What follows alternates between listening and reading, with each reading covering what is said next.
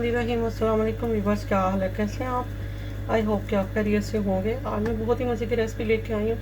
मैं मीट और चरंगियाँ बनाने लगी हूँ, यानी कि चोंगे बनाने लगी हूँ, जो कि बहुत ही मज़े की है। सबसे पहले हम ऑयल शामिल करेंगे, इनको फ्राई करेंगे। इससे पहले भी मैं रेसिपी ये बना चुकी हूँ, कीमा और चोंगे बना चुकी हूँ। आज हम गोश्त में बनाएंगे। इस तरह मैंने छन्नी में इसको रख दिया था, तो इसको मैंने अच्छे से ड्राई कर लिया इसका पानी, और इसको मैंने नमक लगा के अच्छे से जो है इसको माल के इसको मैंने वॉश किए, और वॉश करके अब हम इसको बनाते हैं। बहुत मज़े की चीज़ बनती है ये।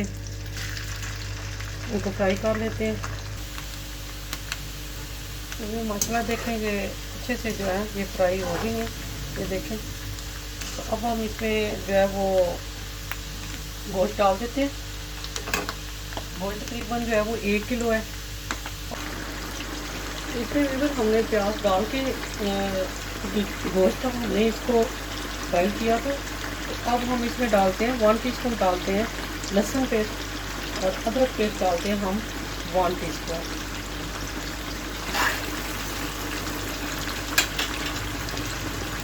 फिर अब इसमें हम मसाले डालेंगे। मैं 1.5 टीस्पून जो है रेड मिर्चों का पाउडर डालूंगी।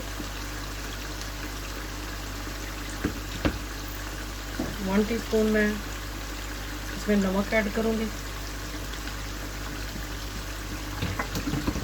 हल्दी पाउडर शामिल करूंगी 1/2 टीस्पून।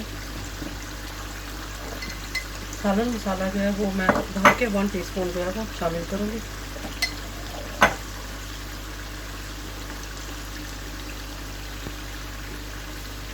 मैं इसमें टमाटर डालूंगी। तकरीबन मैं 2 मैंने बड़े साइज के टमाटर ले लिए थे। तो भी माशाल्लाह हमारा बीफ और ये चोंगे हमने लिए, ये तैयार हो गई। अब हम ऊपर से कच्चा प्याज जो है वो डालेंगे, यानी कि हरी प्याज जो है वो डालेंगे। इसके साथ इसका जायका टेस्ट बहुत अच्छा हो जाता है। तो साथ ही हम जो है वो 2 से 3 मिर्चें शामिल कर देंगे, और इसको थोड़ी देर के लिए हम दोबारा जो है इसकी बुनाई अच्छे से करेंगे। और साथ ही हम इसमें धनिया शामिल कर देंगे।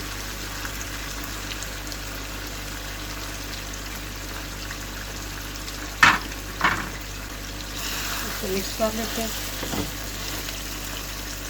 तो भी माशाल्लाह हमारी चोंगे और चिकन जो है गोश्त जो है तैयार हो गया। अब हम इसको डिश आउट कर लेते हैं।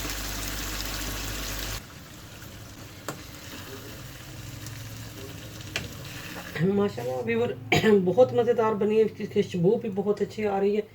तो थोड़ा सा इसको धनिया के साथ और मज़ीद जो है वो गार्निश कर लेते हैं।